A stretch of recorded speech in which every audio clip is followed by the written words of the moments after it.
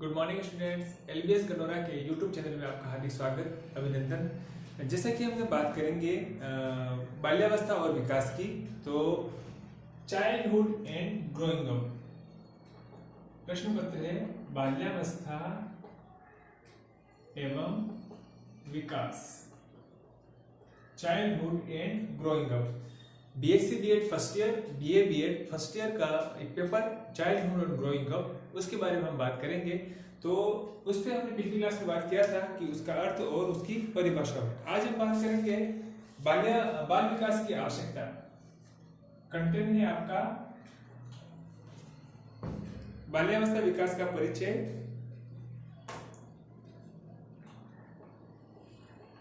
बाल्यावस्था विकास का परिचय, अवधारणा एवं प्रक्रिया, अवधारणा एवं प्रक्रिया। उसमें हमने अब तक परिभाषा कंप्लीट कर दी, अर्थ उसका प्रस्तावना कंप्लीट कर दी थी। आज हम बात करेंगे बाल विकास की आवश्यकता, बाल विकास की आवश्यकता, need of child development, need of child development. दूसरी हम बात करेंगे बाल विकास का क्षेत्र, बाल विकास का क्षेत्र, scope of child development, scope of child development.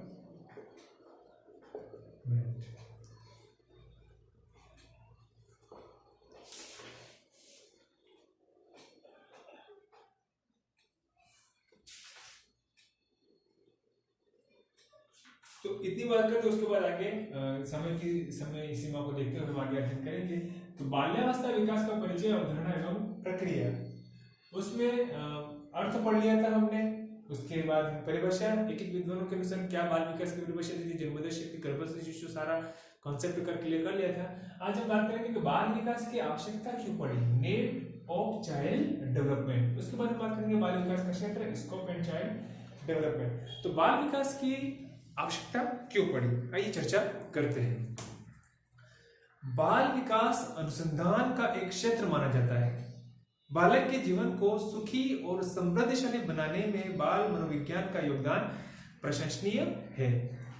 मनोविज्ञान की इस शाखा केवल बालक से प्रत्यक्ष या अप्रत्यक्ष रूप से संबंध है, जो बालकों की समस्याओं पर विचार करते हैं। यानी कि बाल विकास मनोविज्ञान का एक शाखा का एक प्रकार है, मनोविज्ञान की एक शाखा है। उसके माध्यम से प्रत्यक्ष या अप्रत्यक्ष रूप से कहीं न कहीं उसका प्रभाव जो होता है वो देखने को मिलता है।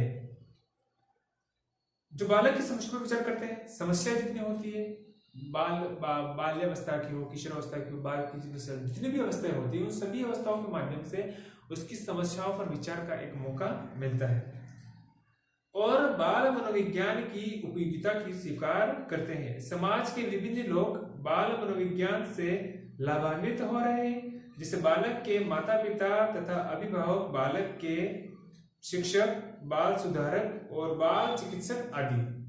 बाल मनोविज्ञान के द्वारा हम बाल मन और बाल व्यवहार के रहस्यों को भली भांति समझ सकते हैं। चाइल्ड साइकोलॉजी यानी कि बाल मनोविज्ञान के माध्यम से बालक की रुचियां, उसकी आदत, उसकी चिंतन, उसकी जिज्ञासा हम समझ सकते हैं, उसकी समस्या समझ सकते हैं और उसके निराकरण की अवधारणा को हम समझ सकते हैं। तो इसलिए बताया गया है कि बाल मनोविज्ञान के द्वारा हम बाल मन, बाल व्यवहारों के रहस्य को, कि जीवन में क्या बनना चाहता है, आगे वो उसकी क्या रहस्य है, क्या पॉलिसी है, क्या प्लानिंग है, उसके बारे में समझ सकते हैं और उस व्यवहार के अनुकूल अपने आप को ढालने का प्रयास करते हैं। इसलिए बताया गया कि बाल मनोविज्ञान के द्वारा हम बाल मन और बाल व्यवहारों के रहस्य को भली भांति समझ सकते हैं। बालक मनोविज्ञान हमारे सम्मुख बालकों के भविष्य की एक उचित रूपरेखा प्रस्तुत करता है, जिससे अध्यापक और अभिभावक बच्चे में अधिगम की क्षमता का सही विकास कर सकते हैं। किस अवस्था में बच्चे को कौन सी क्षमता का विकास करना चाहिए, इसका उचित प्रयोग अवस्थानुसार विकास के प्रारूपों को जानने के पश्चात ही हो सकेगा।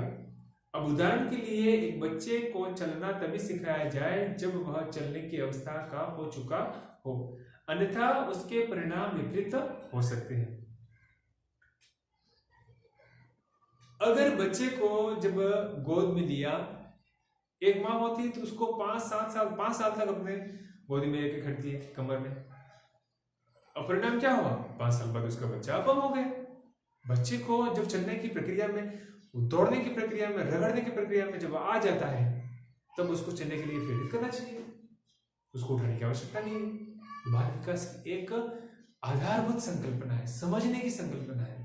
आप बच्चे से प्रेम करिए, कोई दिक्कत नहीं, लेकिन जब वो उस समस्याओं से नहीं जूझेगा, चलना कैसे है, दौड़ना कैसे है, भागना कैसे, उठना कैसे, बैठना कैसे, खाना कैसे, पीना कैसे, सोना कैसे, शौचालय कैसे करना, सारी चीजें उसके विकास की एक चरम सीमा है, विकास की एक अवस्था है। उस विकास के अंतर्गत उसको सिखाने की आवश्यकता होती है, तो उसको रोकना नहीं है, अवरुद्ध पैदा नहीं करना है, उसको सीखने स्वतंत्र छोड़िए।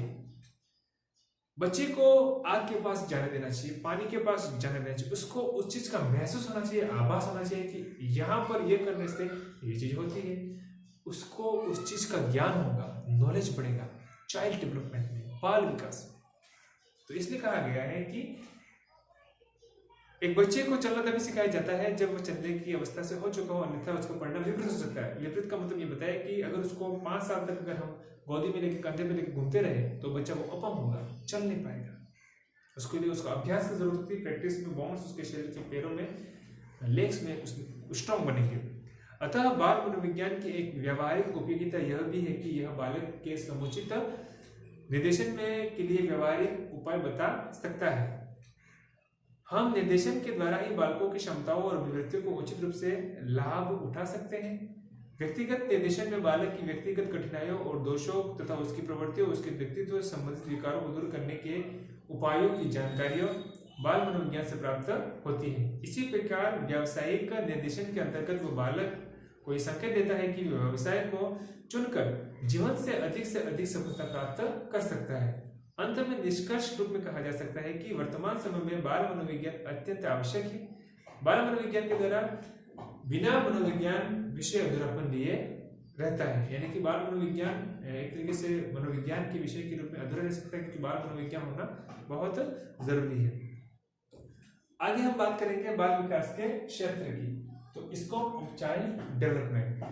बाल विकास के क्षेत्र में गर्भधारण अवस्था से युवा अवस्था तक बाल मानव की सभी व्यवहार संबंधी समस्याएं संबंधित होती हैं, यानी कि गर्भावस्था से लगाकर युवा अवस्था तक मानव की जितने भी व्यवहार संबंधी समस्याएं संबंधित हैं वो होती हैं। इस अवस्था में सभी मानव व्यवहार संबंधी समस्याओं के अध्ययन के विकासात्मक दृष्टिकोण मुख्य रूप से अपनाया जाता है। इन अध्ययनों में मुख्य रूप से इस बात पर बल दिया जाता है कि विभिन्न विकास अवस्थाओं में कौन कौन से क्रमिक परिवर्तन होते हैं, ये परिवर्तन किन कारणों से कब और क्यों होते हैं आदि। अब बाल विकास का क्षेत्र दिन प्रतिदिन बढ़ रहा है। बाल विकास विषय के क्षेत्र के अंतर्गत जिन समस्याओं अथवा विषय सामग्री का अध्ययन किया जाता है वह निम्न प्रकार से हो सकती है। हम एक एक करके सबको समझने का प्रयास करते हैं। नंबर 1, बाल विकास की विभिन्न अवस्थाओं का अध्ययन। बाल विकास की विभिन्न अवस्थाओं का अध्ययन। बाल विकास की विभिन्न अवस्थाओं का अध्ययन। अवस्थाओं का अध्ययन। प्राणी के जीवन प्रसार में अनेक अवस्थाएं होती हैं। सुनिए, प्राणी के जीवन प्रसार में अनेक अवस्थाएं होती हैं, जिसे गर्भकालीन अवस्था, शैशवावस्था, बचपनावस्था, बाल्यावस्था, किशोरावस्था। बाल विकास केवल बाल्यावस्था की अध्ययन नहीं करता, अपितु विकास क्रम की सभी अवस्थाओं के शारीरिक, मानसिक, सामाजिक, संवेगात्मक, बौद्धिक आदि सभी पहलुओं का अध्ययन करता है। अब विकास, जिसमें मैंने बताया था कि ये शारीरिक हो, मानसिक हो, सामाजिक हो, सांस्कृतिक हो, आर्थिक हो, राजनीतिक हो, सभी प्रकार की जो गतिविधियां होती है वो विकास का अध्ययन करता है। विकास क्रम की प्रत्येक अवस्था अपनी एक अलग विशेषता रखती है। प्रत्येक अवस्था में पहुंचने पर बालक की शारीरिक व मानसिक क्रियाओं का स्वरूप बदल जाता है, क्योंकि नित्य नई परिस्थितियों के साथ समायोजन करने के लिए बालक अपने व्यवहार प्रतिमानों में परिवर्तन कर लेता है। नंबर 2 बात करें हम तो बालकों की व्यक्तिगत भिन्नताओं का अध्ययन। बालकों के व्यक्तिगत भिन्नताओं का अध्ययन। नंबर 2 हम बात करें बालकों के व्यक्तिगत भिन्नताओं का अध्ययन। भिन्नताओं का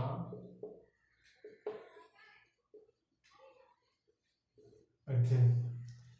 study of individual different of children. व्यक्तिगत भिन्नता कौन कौन सी सकती है व्यक्ति की? सोचने समझने की, क्रिएटिविटी, प्रतिभाशाली, मूर्ख बालक, औसत बालक, सभी प्रकार के बालक होते हैं। तो बालक, समस्यात्मक बालक, प्रश्न करने वाले बालक, तो उन व्यक्तिगत भिन्नताओं का अध्ययन करना भी बाल विकास का एक क्षेत्र रहा है।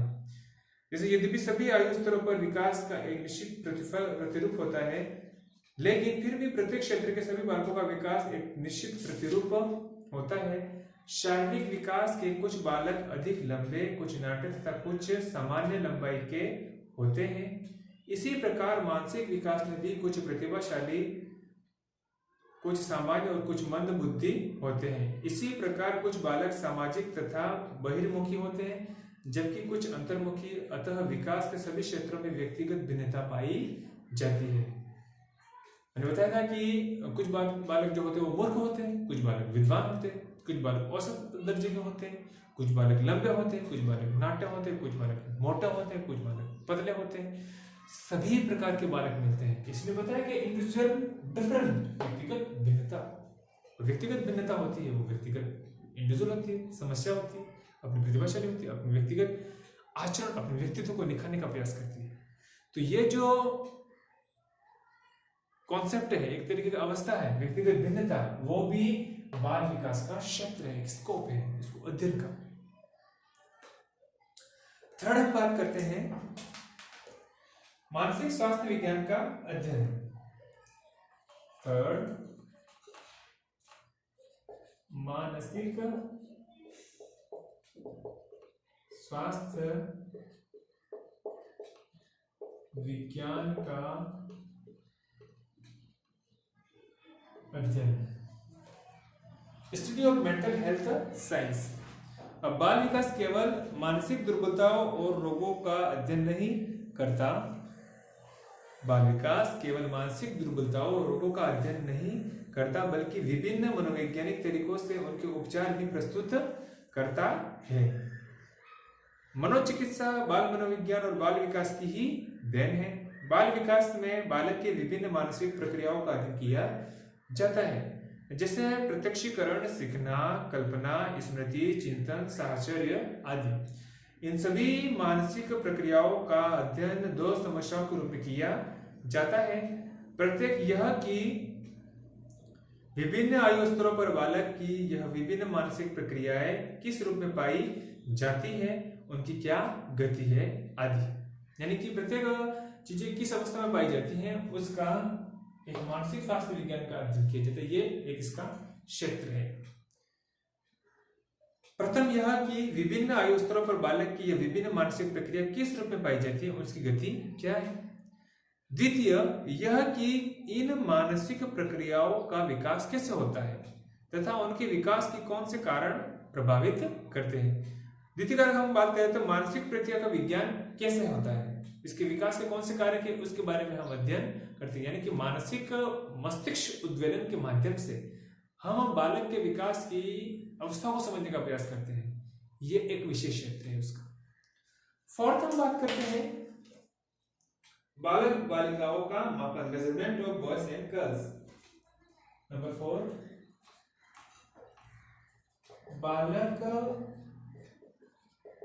बालिकाओं का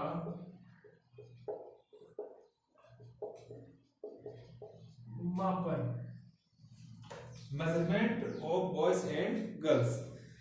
अब बाल विकास के क्षेत्र में बालकों की विभिन्न मानसिक और शारीरिक मापन तथा मूल्यांकन से संबंधित समस्याओं का अध्ययन किया जाता है। मापन से तात्पर्य है कि इन क्षेत्रों में उसकी समस्याएं क्या हैं, उनका निराकरण कैसे किया जा सकता है। यानी कि मेजरमेंट का अर्थ ये बताया है, इस मेजरमेंट का अर्थ ये बताया कि बालक बालिकाओं की क्या क्या समस्या है, उन समस्याओं को मापे, और मापने का जो तरीका है, जो प्रक्रिया है, जो स्टेज है, वो एक स्कोप है, बाल विकास का एक क्षेत्र है अध्ययन का।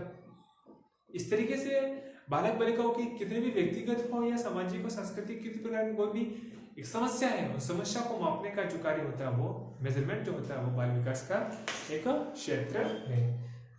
नंबर 5 हम बात करें तो बाल व्यवहार और अंतःक्रियाओं का अध्ययन। नंबर 5, बाल व्यवहार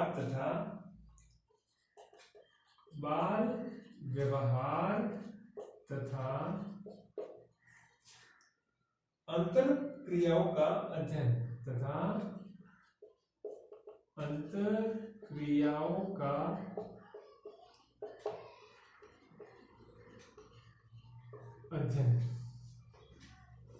the study of child behaviour and intersection.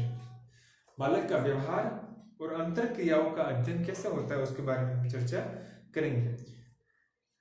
मनुष्य गतिशील और सामाजिक प्राणी है। मनुष्य गतिशील है, डायनेमिक है, और एक सामाजिक प्राणी, जिसे अरस्तु ने बताया कि मनुष्य एक सामाजिक प्राणी है। समाज के बिना या तो वो पशु या स्वयं देवता, उस तरीके से उसको परिभाषित करने का प्रयास किया था अरस्तु महोदय ने। तो मनुष्य एक गतिशील है और एक सामाजिक प्राणी है। विभिन्न आयु स्तरों पर वह अपने समायोजन के लिए अपने संपर्क में आने वाले व्यक्तियों जैसे परिवार के लोग, पड़ोसी, अध्यापक, खेल के साथी और समाज के सभी परिचितों के साथ अंतर्क्रियाएं करता रहता है। बाल विकास की विभिन्न अवस्थाओं में होने वाली बालक की विभिन्न अंतर्क्रियाओं का अध्ययन कर यह जानने का प्रयास करता है कि यह क्रियाएं कौन सी हैं, इनसे बालकों के व्यवहार में क्या परिवर्तन होते हैं, यह परिवर्तन समायोजन में सहायक हैं और बालक के समुचित विकास तथा समायोजन के लिए अंतर्क्रियाएं आवश्यक होती हैं। कोई भी समस्यात्मक बालक है तो उसके विकास में कई प्रकार की समस्या आ जाती है। उसके विकास को गति देने के लिए विभिन्न प्रकार के प्रयास करने पड़ते हैं। अब बालक के समुचित विकास के लिए समायोजन की अंतर्क्रिया आवश्यक होती है। इंटरेक्शन होना चाहिए, बच्चे से लगातार जुड़े रहे, बच्चे से लगातार बातचीत करें, उसकी समस्याओं से रूबरू हो, समस्याओं का अवलोकन करें, आउटपुट लें, फीडबैक लें, प्रश्न पुष्टि लें, जिससे उसकी समस्या का समाधान कितना स्तर तक पहुंचा वो हमें पता चलता है। तो ये एक विशेष क्षेत्र है किसका, बाल विकास। बाल व्यवहार का अंतर्क्रियाओं का अध्ययन जो है वो बाल विकास का अध्ययन का क्षेत्र है। बाल विकास के अध्ययन क्षेत्र में अनेक प्रकार की अंतर्क्रियाओं का अध्ययन भी होता है। अब बालक के व्यवहार गतिशील होता है तथा उनकी विभिन्न शारीरिक मानसिक योग्यताओं और विशिष्टताओं में क्रमिक विकास होता रहता है। अतः स्वाभाविक है कि बालक और उनके वातावरण में समय समय पर अंतर्क्रिया होती रहे। एक बालक की यह अंतर्क्रिया सहयोग, व्यवस्थापन, सामाजिक संगठन या संघर्ष, तनाव और विरोधी प्रकार की भी हो सकती है। बाल मनोविज्ञान में इस समस्या का भी अध्ययन होता है कि विभिन्न विकास अवस्थाओं में बालक की विभिन्न अंतर्क्रियाओं में कौन कौन से और क्या क्या क्रमिक परिवर्तन होते हैं तथा इन परिवर्तनों की गतिशीलता किस प्रकार की होती है। ये बाल विकास का अध्ययन का क्षेत्र है। बालक में अंतर्क्रिया से सहयोग, व्यवस्थापन, सामाजिक संगठन या संघर्ष, तनाव जैसी विरोधी प्रकार कोई प्रकार की समस्या हो सकती है। बाल विकास की समस्या को अध्ययन होता है। आगे हम बात करते हैं समायोजन संबंधी समस्या, एडजस्टमेंट इशू। नंबर 6, समायोजन संबंधी समस्या। समायोजन संबंधी समस्या। बाल विकास में बालक के विभिन्न प्रकार की समायोजन समस्याओं का अध्ययन भी किया जाता है। साथ ही इस समस्या का अध्ययन भी किया जाता है कि भिन्न भिन्न समायोजन क्षेत्रों, पारिवारिक समायोजन, संवेगात्मक समायोजन, शैक्षिक समायोजन, स्वास्थ्य समायोजन आदि में भिन्न भिन्न आयु स्तरों पर बालक का क्या और किस प्रकार समायोजन है। बाल विकास में समस्या की हम बात करें तो बाल विकास में बालक के विभिन्न प्रकार की समायोजन समस्याओं का अध्ययन भी किया जाता है। साथ ही इस प्रकार का अध्ययन भी किया जाता है कि भिन्न भिन्न समायोजन क्षेत्रों, पारिवारिक समायोजन, संवेगात्मक समायोजन, शैक्षिक समायोजन, स्वास्थ्य समायोजन आदि भिन्न भिन्न आयु स्तरों पर बालक का क्या और किस प्रकार समायोजन है। इस क्षेत्र में कुछ समायोजित व्यवहार का अध्ययन भी किया जाता है। नंबर 7 बात करें विशिष्ट बालकों का अध्ययन, study of specific children. Number 7 विशिष्ट बालकों का अध्ययन। विशिष्ट बालकों का अध्ययन की हम बात करें, जब बालक की शारीरिक और मानसिक योग्यताओं विशेषताओं का विकास दोषपूर्ण ढंग से होता है तो बालक के व्यवहार और व्यक्तित्व में असामान्यता के लक्षण उत्पन्न हो जाते हैं। बाल विकास में इन विभिन्न असमानताओं व इनके कारणों तथा गतिशीलता का अध्ययन होता है। विशिष्ट बालक की श्रेणी में निम्न बालक आते हैं, जैसे शारीरिक रूप से अस्वस्थ रहने वाले बालक, पिछड़े बालक, अपराधी बालक, समस्यात्मक बालक। ये एक प्रकार के स्पेसिफिक चिल्ड्रन होते हैं। एक तरीके से अस्वस्थ, बीमार रहने वाले, प्रतिभाशाली तो अपने आप में अलग होते हैं। पिछड़े बालक है, अपराधी बालक है और समस्यात्मक बालक, ये बालक होते हैं वो विशिष्ट बालकों की श्रेणी में आते हैं। तो उनको जो दोषपूर्ण विकास की दोषपूर्ण ढंग से हुआ है उनका विकास, तो उसको दूर करने का जो अध्ययन होता है वो हमारा बाल विकास के क्षेत्र का अध्ययन है। इसे कहा गया विशिष्ट बालकों का अध्ययन। नंबर 8 हम बात करें तो अभिभावक बालक संबंध, पेरेंट चाइल्ड रिलेशनशिप। अभिभावक बालक संबंध। अभिभावक बालक संबंध की हम बात करते हैं तो अभिभावक बालक संबंध में जन्म के पश्चात सबसे पहले बालक को अपने माता पिता का संरक्षण प्राप्त होता है। बालक के व्यक्तित्व निर्धारण और समुचित विकास में माता पिता का महत्वपूर्ण योगदान होता है। जिन बालकों के संबंध माता पिता के साथ अच्छे नहीं होते वे अक्सर कुसमायोजित और अपराधी प्रवृत्ति के हो जाते। मम्मी पापा अगर लड़ाई झगड़े करते हैं तो उनका बच्चा भी लड़ाई झगड़ालू वाला ही होता है। मम्मी पापा का स्नेह, प्रेम, सौहार्द, भाईचारे की भावना अगर दोनों के बीच में होती है तो बच्चा वो देखता है तो बच्चा डेफिनेटली बहुत प्यारा होता है, उसमें एक प्रेम की भावना का विकास होता है। तो कोई इसलिए कहा गया कि अभिभावक बालक संबंध, अभिभावक जैसे होते हैं उनका बालक भी वैसा ही बनता है, क्योंकि जिसे देखता है, जैसी दृष्टि वैसी सृष्टि, जिसे देखता है वैसा वो सृष्टि का निर्माण, तो उसके जीवन का विकास वैसे ही होता है। तो ये एक बाल विकास के अध्ययन का क्षेत्र है। आगे हम बात करें, जिन बालकों के संबंध माता पिता के साथ अच्छे होते हैं नहीं होते, बालक अक्सर कुसमायोजित अपराधी प्रवृत्ति के होते हैं। संबंध अच्छे होते तो वो अच्छा बनेगा और अच्छे नहीं है तो वो कुसमायोजित बनेगा। बाल विकास बालक अभिभावक संबंधों के निर्धारक तत्वों और समस्याओं और उनके निराकरण का अध्ययन कर माता पिता तथा बालकों में बीच अच्छे संबंध विकसित करने का प्रयास करता है, जिससे बालक परिवार, समाज व राष्ट्र के अच्छे नागरिक के रूप में विकसित हो सके। इस प्रकार हम कह सकते हैं कि गर्भावस्था से किशोरावस्था तक सभी समस्याएं बाल विकास की परिसीमा या क्षेत्र में आती है। अब हम नंबर 9 पे पढ़ेंगे, ये आप इसको लिख दीजिए। आगे हम बात करते हैं इस क्षेत्र में 8 हो गए, 9वां बात करेंगे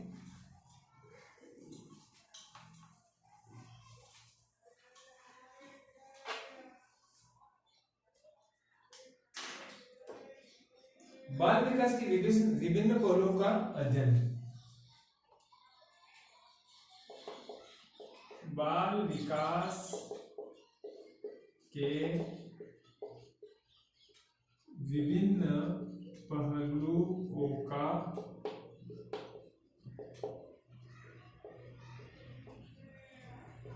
अध्ययन। Study of various aspect of child development. बाल विकास बालक के किसी एक ही क्षेत्र से संबंधित नहीं होता। इसके अंतर्गत विकास के विभिन्न पहलुओं जैसे शारीरिक विकास, मानसिक विकास, संवेगात्मक विकास, सामाजिक विकास, क्रियात्मक विकास, भाषा विकास, नैतिक विकास, चारित्रिक विकास, व्यक्तित्व विकास सभी का विस्तारपूर्वक अध्ययन किया जाता है। शारीरिक विकास में हम बात करें तो बालक का शरीर वैसा बनता है जिससे उसको शिक्षित किया जाता है, उसको पोषण दिया जाता है, माता पिता के द्वारा उसको दूध पिलाया जाता है, फ्रूट्स खिलाए जाते हैं, सब्जियां खिलाई जाती हैं, तो उसका विकास वैसे होगा। बालक का अगर उस पर ध्यान नहीं देते तो उसके स्वास्थ्य पर उसका शारीरिक विकास अवरुद्ध हो जाता है। मानसिक विकास की बात करें तो बच्चे के विकास के समय बच्चे जब ध्यान, तप, ध्यान, योग के माध्यम से उसको मानसिक विकास, उसको ज्ञान की, धार्मिक, आध्यात्मिक चिंतन की बात करते हैं हम, तो उसका मानसिक विकास डेफिनेटली होगा। गणितीय श्रृंखला की बात करें हम तो उसमें उसका मानसिक विकास होता है। संवेदनात्मक विकास, सामाजिक विकास, क्रियात्मक विकास और भाषा विकास, नैतिक विकास जैसा बोलता है। नैतिक विकास की बात करें, चारित्रिक विकास, व्यक्तित्व विकास सभी का विस्तार अध्ययन किया जाता है। तो ये हो गया हमारे बाल विकास के विभिन्न पहलुओं का अध्ययन, ये विकास का क्षेत्र है। नंबर 10 में हम बात करें तो बाल विकास को प्रभावित करने वाले तत्वों का अध्ययन। बाल विकास को प्रभावित करने वाले तत्वों का अध्ययन। तत्वों का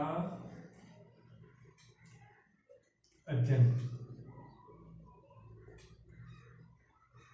The study of elements affecting child development। बाल विकास उन सभी तत्वों का अध्ययन करता है जो बालक के विकास को प्रत्यक्ष व अप्रत्यक्ष रूप से प्रभावित करते हैं। बालक के विकास पर प्रमुख रूप से वंश परंपरा और वातावरण तथा परिपक्वता तथा शिक्षण का प्रभाव पड़ता है। बाल विकास की प्रक्रिया में इन तत्वों का कारण बालक का व्यक्तित्व एक विशेष रूप ग्रहण करता है।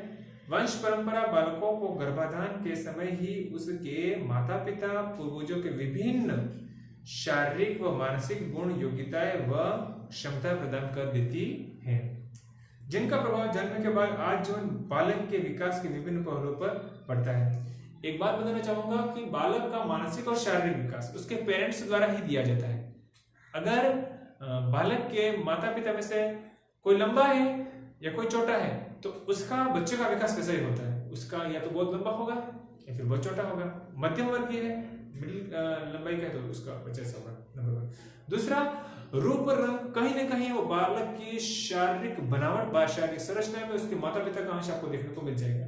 नंबर 3, माता पिता जैसा सोचते हैं, विचारते हैं, जिससे उनकी प्रवृत्ति होती है, जिससे संस्कार होते हैं, जैसे आदतें, रुचियां होती है, डेफिनेटली 1% अंश भी बालक के उन रुचियों, अभिवृत्तियों, प्रवृत्तियों, संस्कारों, एटीट्यूड, नजरिया, दृष्टिकोण कहीं ना कहीं 1% आपको मिल ही जाएगा। ये जन्मजात प्रवृत्तियों का प्रभाव है। इसलिए कहा गया कि बाल विकास को प्रभावित करने तत्वों का अध्ययन। जिनका प्रभाव जन्म के बाद आजीवन बालक के विकास के विभिन्न पहलुओं पर पड़ता है। जन्म के बाद जो तत्व बालक के विकास को प्रभावित करते हैं वे सभी वातावरणीय होते हैं। वातावरणीय तत्व भी प्रत्यक्ष व अप्रत्यक्ष रूप से निरंतर बालक के विकास को विभिन्न रूपों में प्रभावित करते हैं। परिपक्वता और शिक्षण में बाल विकास का पर अपना अत्यधिक प्रभाव डालते हैं। परिपक्वता आंतरिक होती है और शिक्षण बाह्य वातावरण से प्राप्त होता है। बालक के समुचित विकास के लिए दोनों का होना आवश्यक होता है। इस प्रकार बाल विकास बालकों के विकास का अध्ययन करते समय विकास को प्रभावित करने तत्वों का अध्ययन करता है। ये चीज हो गई। तो ये बाल विकास का यह क्षेत्र आपका कंप्लीट होता है। विद्यार्थियों, आप इन कॉन्सेप्ट को जिस बताया जा रहा है, आवश्यकता समझाया मैंने, बाल विकास के क्षेत्र को समझाया, बाल विकास के पहलुओं का अध्ययन किया, बाल विकास के प्रभावित करने वाले तत्व, उन तत्वों को समझते हुए अपनी नोटबुक में भी लिखते जाइए, ताकि आपके जो परीक्षा होगी तो उसमें आपको इसका क्षेत्र पूछे तो आपका 10 पॉइंट ये तैयार है। इसके अतिरिक्त भी आपको कुछ अपने स्वयं कौशल के माध्यम से भी इसको समझने का प्रयास करने चाहिए। जैसे कि मैं आपको 2 और लिख देता हूं। विभिन्न असामान्यताओं का अध्ययन। नंबर 11, विभिन्न बालक की विभिन्न असामान्यताओं का अध्ययन। विभिन्न असामान्यताओं का अध्ययन, ये भी एक तरीके का क्षेत्र है। नंबर 12, बालकों की रुचियों का अध्ययन, बालकों की रुचियों का अध्ययन। और नंबर 13, बालकों के व्यक्तित्व का मूल्यांकन, ये एक क्षेत्र है। बालकों के व्यक्तित्व का मूल्यांकन। तो विकास के ये क्षेत्र हैं, आप इसको समझिए। रुचियों का अध्ययन मैंने बताया कि रुचियां किस तरीके से उसको बालक के व्यक्तित्व की रुचियां होती हैं और व्यक्तित्व को प्रभावित करने वाले उसको मूल्यांकन जो होता है वो भी एक तरीके के क्षेत्र का, बाल विकास के क्षेत्र का अध्ययन करने का महत्वपूर्ण कारण है। विद्यार्थियों, आपने एमबीएस गुंजन का यूट्यूब चैनल देखा, लाइक किया, सब्सक्राइब किया, इसके लिए आपको हृदय की गहराई से बहुत बहुत धन्यवाद। आपका दिन शुभ रहे। और आप इसको लिखते भी जाइए, साथ साथ इसको समझने का भी प्रयास कीजिए। बहुत बहुत धन्यवाद। आपका दिन शुभ रहे।